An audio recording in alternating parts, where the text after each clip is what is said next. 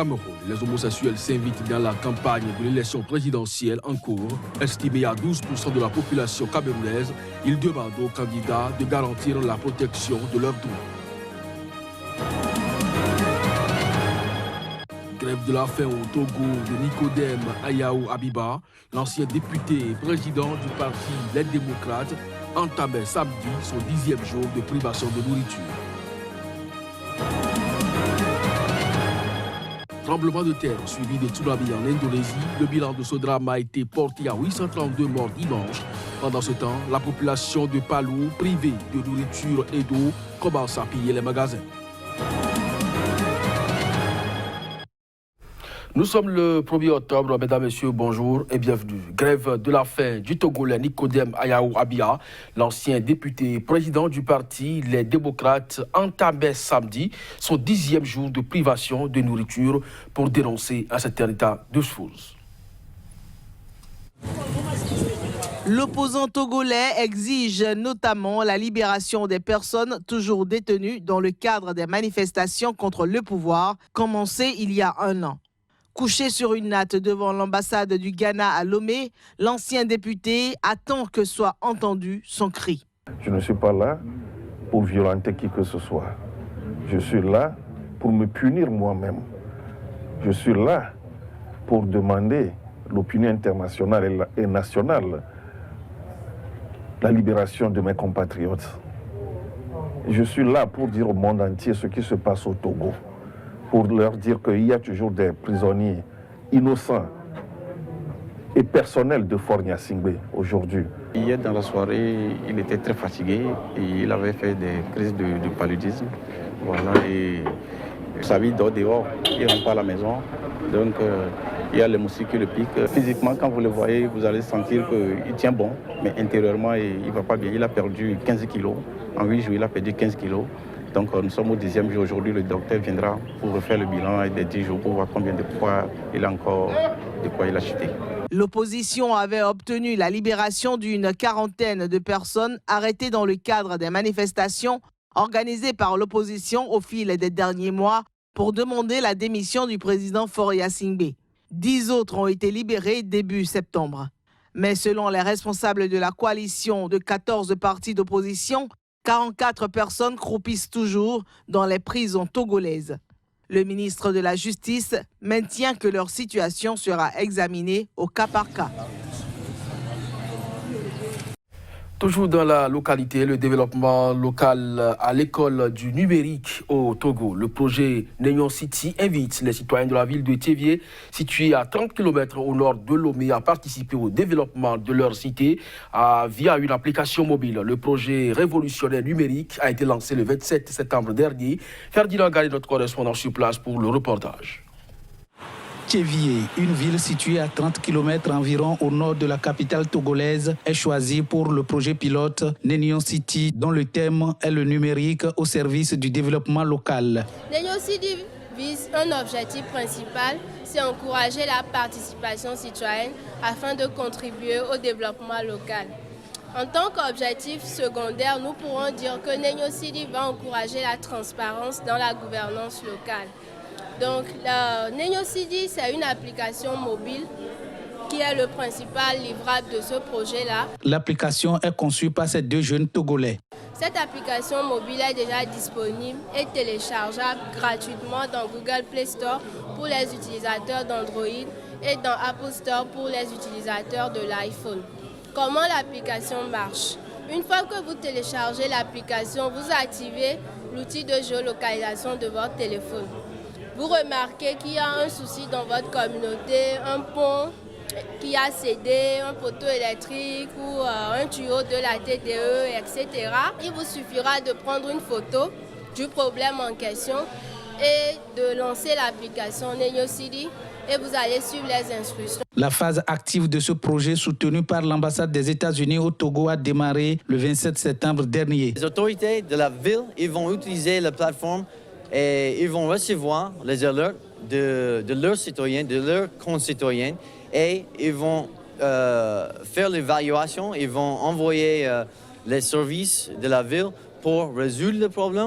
Selon la coordonnatrice, la principale difficulté qui se résume à la fluidité de la connexion Internet à ses débuts trouvera des solutions avec l'opérateur national GSM. L'équipe technique conduit la phase pilote du projet Nenion City pour une durée de 2 mois. Au Cameroun, les homosexuels s'invitent dans la campagne de l'élection présidentielle en cours, estimée à 12% de la population camerounaise. Ils demandent aux candidats engagés dans le scrutin du 7 octobre prochain de garantir la protection de leurs droits conformément aux conventions internationales signées par le pays. Reportage Narcisse Oum. Sous le thème fort évocateur, l'implication des minorités sexuelles et les défenseurs dans l'élection présidentielle du 7 octobre au Cameroun. C'est avec cet enjeu et impact qu'une table ronde a été organisée par l'association Women Vota and Son à Douala. Nous avons organisé cette rencontre pour dire que le candidat qui vient nous demander notre voix aujourd'hui doit savoir que nous, homosexuels et grandes familles des homosexuels, des minorités sexuelles, nous existons. Nous existons en tant que citoyens à part entière et en tant qu'électeurs, faiseurs de présidents à part entière. L'occasion de la campagne électorale est-il le moment indiqué? Le constat est fait par l'association Women Vota and Son. Qui nous allons engager, donner notre voix, parce qu'il nous aura promis le respect de la Constitution et le respect de son serment une fois élu, qu'il ne puisse pas nous mettre en prison le lendemain en faisant voter des lois illicites, des lois anticonstitutionnelles, des lois qui amènent le Cameroun à se présenter à la communauté internationale comme un pays qui ne respecte pas ses engagements et qui nous met hors la loi. Non sans mettre sur la table la question de la décriminalisation des rapports sexuels librement consentis par des personnes de même sexe dans un pays où la civilisation passe par l'acceptation des minorités. On revendique, c'est juste au niveau du respect des lois et pour qu'on fait croire au gouvernement qu'ils savent que cette personne existe et ces personnes ne sont pas si des sous-personnes, mais aussi représentent un grand parti et qui joue un rôle important dans le développement du Cameroun. Dans la salle, ils étaient là, les homosexuels, se revendiquant de la communauté de minorités sexuelles, disséminés parmi les participants, le regard fuyant et assumant mal leur homosexualité. Présentation du budget pour 2019 par la ministre des Finances zambienne à l'Assemblée nationale. Pendant ce temps, pendant que l'autorité planchait donc devant la représentation nationale, les Zambiens manifestent devant le Parlement. La mobilisation visait notamment les impôts élevés, la corruption et surtout les détournements de fonds publics. Une centaine de manifestants ont protesté pacifiquement vendredi devant le Parlement zambien à Lusaka contre la corruption au sein du gouvernement. C'était au moment où la ministre des Finances présentait son projet de budget 2019 devant les députés. En effet, un collectif d'ONG zambiennes a appelé à manifester devant le Parlement contre la corruption du régime et la domination exercée par la Chine sur l'économie du pays. Nous sommes fatigués des dettes, nous sommes fatigués, nous exigeons des réponses. Nous en avons assez de la crise de la dette. Donnez-nous des réponses. Nous exigeons des réponses. Ce que nous voulons que le gouvernement fasse, c'est qu'il alloue plus d'argent au secteur de l'éducation, parce que l'éducation est la clé de notre pays et surtout des régions rurales, et dans le secteur de la santé aussi. Nous protestons à cause de la façon dont l'argent public est dépensé en Zambie et de la corruption sans fin, des scandales que nous entendons, de la dette insoutenable que le pays doit maintenant et surtout parce que cela signifie que nos pauvres et nos vulnérables doivent mener une vie bien pire qu'ils ne le pourraient. La manifestation n'a pas été interdite, mais des manifestants ont été arrêtés. Les militants poursuivis pour avoir manifesté illégalement devant le Parlement doivent à nouveau comparaître ce lundi. En République démocratique du Congo, des responsables de l'opposition, dont 4 candidats, ont mobilisé samedi des milliers de personnes pour protester contre une parodie d'élection qui serait en préparation. C'était lors d'un rassemblement dans le centre de Kinshasa à moins de 3 mois de la présidentielle du 23 décembre. Voici les images. Le meeting s'est tenu non loin du siège de l'Assemblée nationale, en face du stade des Martyrs, sur le boulevard Triomphal. Les opposants congolais, 4 candidats, dont Félix Tshisekedi, Vital Kamerhe et Martin Fayulu, avec le soutien à distance de Jean-Pierre Bemba et de Moïse Katumbi, ont voulu mettre en garde le pouvoir du président Joseph Kabila contre les élections qui favoriseraient outrageusement le candidat de la majorité au pouvoir. Ce rassemblement avait entre autres pour objectif de protester contre une parodie d'élection qui serait en préparation. Les opposants refusent la machine à voter et contestent également la validité du fichier électoral en raison de millions d'inscrits sans empreinte digitale. C'est une réussite, vous le voyez.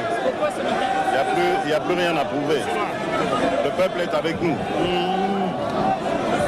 C'est quoi l'impact de cette meeting? Et nous irons jusqu'à la victoire.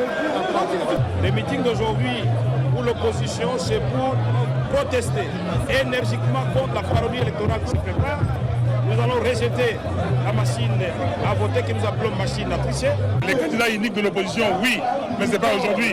Chaque chose a son temps. Aujourd'hui, c'est d'abord que le peuple comprenne que nous ne pouvons pas aller à l'abattoir, que là où Kabila veut nous amener. Pas de machine à voter, pas de millions d'électeurs fictifs. L'autre enjeu de ce rassemblement est de démontrer l'unité de l'opposition dans la perspective de la prochaine désignation d'un candidat unique. Près de 200 policiers étaient déployés devant le siège du Parlement et dans les rues alentours durant le rassemblement. Tremblement de terre suivi d'un tsunami en Indonésie. Le bilan de ce drame qui a frappé l'île est porté désormais à 832 morts dimanche.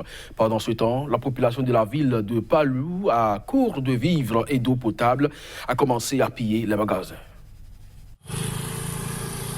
L'information donnée par le porte-parole de l'Agence de gestion des catastrophes au cours d'un point de presse dimanche est mauvaise.